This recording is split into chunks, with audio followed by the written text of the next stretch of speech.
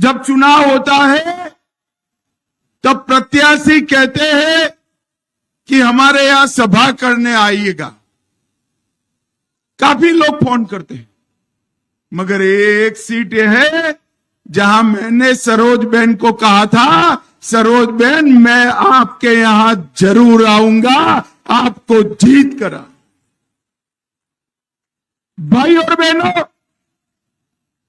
मैं छत्तीसगढ़ राम का नैनीहाल है, नैनीहाल वालों के सामने आया हूं। मैं मन से एक बात पूछना चाहता हूं, मुझे बताओ भैया, अयोध्या में राम मंदिर बनना चाहिए या नहीं बनना चाहिए था? जोर से बोलो, बनना चाहिए था या नहीं बनना चाहिए था? एक कांग्रेस पार्टी जो आज हमारे खिलाफ लड़ रही है, 70 साल से राम जन्मभूमि के मसले को अटका कर रही, लटका कर रही, भटका कर रही। अरे छत्तीसगढ़ वालों, आपने 11 में से 9 सीटें देकर मोदी जी को दूसरी बार प्रधानमंत्री बनाया। एक 5 ही साल में केस भी जीता, भूमि पूजन भी किया और 22 जनवरी को प्राण प्रतिष्ठा कर कर जय श्री राम कर दी। और 500 साल के बाद रामलल्ला को पंडित कर कर मंदिर में नहीं बिठाया था। 500 साल के बाद हम ऐसे भाग्यवान लोग हैं जिनके जीवन में ये दिन आया कि हमने रामलल्ला के कपाल पर सूर्य तिलक को देखा। भाइयों, सूर्य तिलक। और एक कांग्रेस पार्टी जब राम जन्मभूमि में रामलल्ला की मूर्ति की प्राण प्रतिष्ठा होती थी, उनको निमंत्रण भेजा गया। सोनिया जी को भी भेजा, राहुल बाबा को भी भेजा, खरगे साहब को भी भेजा। साहब, मैं तो आश्चर्यचकित हो गया। कोई रामलल्ला के प्राण प्रतिष्ठा का निमंत्रण को धुतकार सकता है क्या? ये कांग्रेस पार्टी माइनॉरिटी के डर से, उनकी वोट बैंक के डर से इन्होंने रामलल्ला के प्राण प्रतिष्ठा के निमंत्रण को धुतकारा है। आप तो नैनीहाल वाले हो, ये कांग्रेस वाले आए तो पूछना किस मुंह से वोट मांगने आए हो? हमारे रामलल्ला का प्राण प्रतिष्ठा था, आप तो गए ही नहीं। भाई और बहनों, इनके लिए वोट बैंक ही बहुत दूं। मुझे बताओ छत्तीसगढ़ वालों, छत्तीसगढ़ में से नक्सलवाद समाप्त होना चाहिए या नहीं होना चाहिए? अरे जोर से बोलो, होना चाहिए या नहीं होना चाहिए? ये भूपेश कक्का की सरकार थी, नक्सलवाद को बढ़ावा देते रहे। विजय बैठा है यहां, हमारे विष्णुदेव जी की सरकार बनी, हमारे उप मुख्यमंत्री गृह मंत्री विजय जी बैठे। 4 ही महीने में 95 लोगों को ढेर करने का काम कर, 350 लोग अरेस्ट हुए, कई सरेंडर हुए। मैं आपको कहकर जाता हूं, मोदी जी ने झारखंड, बिहार, उड़ीसा, तेलंगाना, आंध्र, महाराष्ट्र, मध्य प्रदेश, उससे नक्सलवाद को 5 साल में समाप्त किया है। छत्तीसगढ़ छूट गया था क्योंकि यहां भूपेश कक्का की सरकार थी। मगर मैं कहकर जाता हूं, मोदी जी को तीसरी बार प्रधानमंत्री बनाओ, 2 साल में नक्सलवाद को मूल समेत उखाड़ कर हम फेंक देंगे। हमारे सुरक्षा बलों ने पराक्रम किया, 29 नक्सलवादी मारे गए, कल भी 10 मारे गए। और ये भूपेश कक्का नीरजता से कहते हैं कि फेक एनकाउंटर। अरे भूपेश कक्का, नक्सलियों ने स्वीकार कर लिया कि हमारा बड़ा नुकसान हुआ है। ये कांग्रेस वाले शर्म नहीं खाते हैं भाई, शर्म नहीं खाते। जीतने के लिए, चुनाव जीतने के लिए इस देश में आतंकवाद और नक्सलवाद का पोषण कांग्रेस पार्टी सालों से कर। अब आपको चिंता करने की जरूरत नहीं है। यहां आपने कमल फूल की सरकार बनाई है, ऊपर मोदी जी की कमल फूल की सरकार बनने वाली है। नक्सलवाद को जाना ही जाना है। मुझे बताओ भाई, 2 चरण के चुनाव हो गए, आपको परिणाम जानना है क्या? जोर से बोलो, जानना है क्या? मैं बता देता हूं, मगर कहीं बताना मत। नहीं बताओगे ना? अरे सरदार जी तुम पूछो, बताओगे नहीं ना घर पे? पक्का? तो मैं बता देता हूं, 2 चरण में हमारे मोदी जी सेंचुरी मारकर बड़े आगे निकल गए। ये तीसरा चरण 400 पार की दिशा में आगे बढ़ना है। और तीसरे चरण में सरोज बहन लड़ रही है। कोरबा वालों, कठिन सीट है। गत समय आपने हमें आशीर्वाद नहीं दिया था, फिर भी हमने सोच समझकर सरोज बहन को आप पर भरोसा कर कर यहां भेजा है। तो जिताओगे क्या? अरे जोर से बोलो, जिताओगे? भाई देखो, हर क्षेत्र वाले कहते हैं हमारे सांसद को बड़ा बनाइए। कहते हैं या नहीं कहते हैं? हमने तो बड़ा बना हुआ नेत्री ही आपके यहां भेज दिया है, आपको सिर्फ चुनकर भेजना। गलती मत करना कोरबा वालों। मैं आपको कहने आया हूं, सरोज बहन को जिताकर भेज दो। कोरबा के गांव गांव की चिंता नरेंद्र मोदी जी करेंगे। नरेंद्र मोदी। भाई और बहनों, मोदी जी के पास 10 साल का ट्रैक रिकॉर्ड भी है और 25 साल का एजेंडा भी। ये छत्तीसगढ़ ज्यादातर पिछड़ा वर्ग, दलित, सत्नामी समाज और आदिवासी भाइयों बहनों का क्षेत्र है। मोदी जी ने 2014 में कहा था कि हमारी सरकार जो बनेगी वो गरीबों की होगी, दलितों की होगी, आदिवासियों की होगी, पिछड़ों की होगी। और मोदी जी ने 10 साल में ढेर सारे काम किए। हर गरीब को घर दिया है, घर में नल से जल दिया है, गैस का सिलेंडर दिया है, 5 लाख तक का बीमा दिया है, हर व्यक्ति को प्रति माह 5 किलो चावल भेजा है, शौचालय बनाकर दिया है। और कोरबा वालों बताओ भाई, कोरोना का टीका लगा है या नहीं लगा है? अरे जिसको लगाया है, 2 टीके लगाए भाई, दोनों हाथ ऊपर करो, लगा है ना? किसी को 4 आना देना पड़ा है क्या? मोदी जी ने कॉफी पिलाकर मुफ्त में कोरोना का टीका लगाकर देश को कोरोना से सुरक्षित करने का काम नरेंद्र मोदी जी ने किया है। भाइयों बहनों, नरेंद्र। और राहुल बाबा उस वक्त भी कहते थे ये मोदी टीका है, मत लगाइयो। ये तो अच्छा है कोरबा वालों, आप लोग उनका सुनते नहीं हो, आपने टीका लगा दिया, कोई उनकी सुनता नहीं, देश बनने लगा। फिर एक दिन परेशान होकर वो भी रात को बहना को लेकर अंधेरे में टीका लगाए। अरे राहुल बाबा, शर्म करो, शर्म करो। कोरोना जैसी महामारी में भी राजनीति करते हो। भाई और बहनों, मोदी जी को तीसरी बार प्रधानमंत्री बनाने का अर्थ है कि देश को नक्सलवाद और अकाल आतंकवाद से मुक्ति दिलाना, देश के गरीब के कल्याण की चिंता करना, पूरे देश को विकसित बनाना, जनजातियों का सम्मान की चिंता करना और हमारे छत्तीसगढ़ को देश का सबसे पहला नंबर का राज्य बनाना।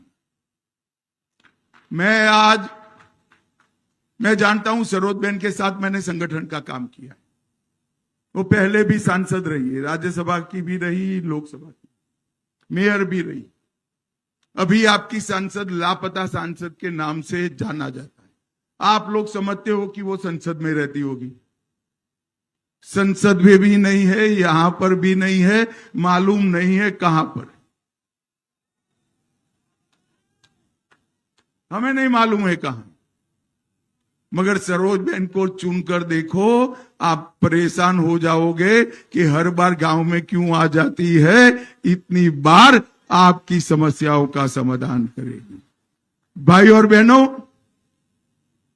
भारतीय जनता पार्टी ने कई महत्वपूर्ण फैसले मोदी जी के नेतृत्व में किए हैं। मुझे बताओ, ये कश्मीर जो है ये हमारा है या नहीं है? ऐसे नहीं सुनाई पड़ता भाई, मुझे जोर से बोलो, है या नहीं? एक खरगे जी कहते हैं राजस्थान और छत्तीसगढ़ वालों को, कोरबा वालों को कश्मीर से क्या लेन देन। खरगे साहब, आप 80 पार कर गए मगर देश को नहीं जान पाए। मैं आपको बताता हूं, कोरबा का मेरा बच्चा कश्मीर के लिए जान देने के लिए तैयार है। जान कोरबा वालों, मुझे बताओ, धारा 370 हटानी चाहिए थी या नहीं हटानी चाहिए थी?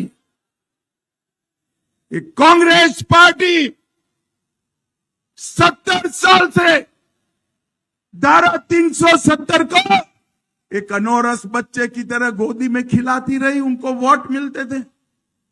आपने मोदी जी को दूसरी बार प्रधानमंत्री बनाया। 5 अगस्त 2019 को मोदी जी ने धारा 370 को समाप्त कर दिया। और भाई और बहनों, 70 साल के बाद हमारे कश्मीर में भारत का तिरंगा बड़ी शान के साथ लहरा। भाई और बहनों, जब मैं धारा 370 हटाने का बिल लेकर खड़ा हुआ, फिर राहुल बाबा खड़े हो गए और कहे धारा 370 मत हटाओ। मैंने बोला क्यों ना हटाए भाई, क्यों ना हटाए? तो उन्होंने कहा खून की नदियां बह जाएगी कश्मीर में। राहुल बाबा, 5 साल हो गए, खून की नदियां छोड़ो, कंकड़ चलाने की किसी की हिम्मत नहीं है। कंकड़ चला ये नरेंद्र मोदी सरकार, नरेंद्र मोदी जी ने इस देश से आतंकवाद को हमेशा के लिए समाप्त। कोरबा वालों, एक कांग्रेस पार्टी का एक सूत्र है, झूठ बोलो, जोर से बोलो, सार्वजनिक रूप से बोलो और बार बार बोलो। वो कहते हैं मोदी जी को बहुमत मिलेगा तो मोदी जी आरक्षण हटा देंगे। मेरा फेक वीडियो बनाकर सर्कुलेट करती। मैं आपको बताना चाहता हूं कोरबा वालों, 10 साल से आपके आशीर्वाद से मोदी जी के पास बहुमत है। मोदी जी ने आरक्षण ना हटाया ना हटाएंगे। बहुमत का उपयोग क्या किया? 370 हटाने के लिए किया, राम जन्मभूमि का मंदिर बनाने के लिए, सीए लाने के लिए किया, ट्रिपल तलाक हटाने के लिए किया। और अब यहां सरकार दी, बहुमत का सरकार का उपयोग नक्सलवाद को समाप्त करने के लिए हम कर रहे हैं। नक्सल भाई और बहनों, मैं आज एक मोदी का गारंटी देने आया हूं। जब तक भारतीय जनता पार्टी का एक भी सांसद भारत की संसद में है, एसटी, एससी और ओबीसी के आरक्षण को ना हम हटाएंगे ना कांग्रेस पार्टी को हटाने देंगे, ये मोदी का गारंटी। ये झूठ फैलाते भाई और बहनों, नरेंद्र मोदी सरकार ने जनजाति के कल्याण के लिए, आदिवासियों के कल्याण के लिए ढेर सारे काम किए। कांग्रेस के जमाने में आदिवासी कल्याण मंत्रालय, गृह मंत्रालय के तहत एक छोटे से ज्वाइंट सेक्रेटरी का कार्यालय, अटल जी प्रधानमंत्री बने, उन्होंने आदिवासी कल्याण मंत्रालय बनाया, national commission of scheduled tribes बनाया, और नरेंद्र मोदी ने 15 नवंबर को भगवान बिरसा मुंडा की जयंती को जनजाति गौरव दिवस के रूप में मनाने का काम नरेंद्र मोदी ने 70 साल तक, 55 साल सत्ता में रहने वाली कांग्रेस पार्टी कभी आदिवासी बेटा या बेटी को राष्ट्रपति नहीं बनाया। मोदी जी ने ओडिशा के गरीब आदिवासी की बेटी बहन द्रौपदी मुर्मू को महामहिम द्रौपदी मुर्मू बनाकर आदिवासियों का सम्मान किया। ये कांग्रेस पार्टी आदिवासी कल्याण का उनका बजट 2013-14 में 28,000 करोड़ था। कितना था भाई, बोलो जरा, अरे जोर से बोलो। मोदी जी ने इसको बढ़ाकर 1,28,000 करोड़ करने का काम नरेंद्र मोदी ने। भाई और बहनों, 700 से ज्यादा एकलव्य स्कूल बनाए, डिस्ट्रिक्ट मिनरल फंड 75,000 करोड़ रुपया खदानों से आदिवासी कल्याण में खर्च किया, और सिकल सेल एनीमिया समाप्त करने के लिए हम आगे बढ़ गए, एक बड़ा रिसर्च सेंटर बना रहे। भाई और बहनों, मोदी सरकार ने किसानों के लिए भी ढेर सारे काम करे। ये भूपेश कक्का झूठ फैलाते रहे, हमारे विष्णुदेव साय जी ने आकर सारा धान 3100 रुपया मैट्रिक टन के हिसाब से खरीद भी दिया, और पुराना नुकसान भी आपका भरपाई कर। भाई और बहनों, प्रधानमंत्री किसान सम्मान निधि 12 करोड़ किसानों को ढेर सारे फायदे देने का काम नरेंद्र मोदी सरकार ने किया है। और मैं आज आपको बताने आया हूं भी, ये खड़गे जी कहते हैं मोदी जी आएंगे तो गरीबों का सत्यानाश होगा। मैं खड़गे जी को पूछना चाहता हूं, 25 करोड़ गरीबों को गरीबी रेखा के बाहर निकालना, गरीबों का फायदा हुआ या नहीं हुआ? भाई आप भी बोलना, हुआ या नहीं हुआ? 80 करोड़ गरीबों को राशन देना मुफ्त में फायदा है या नहीं है?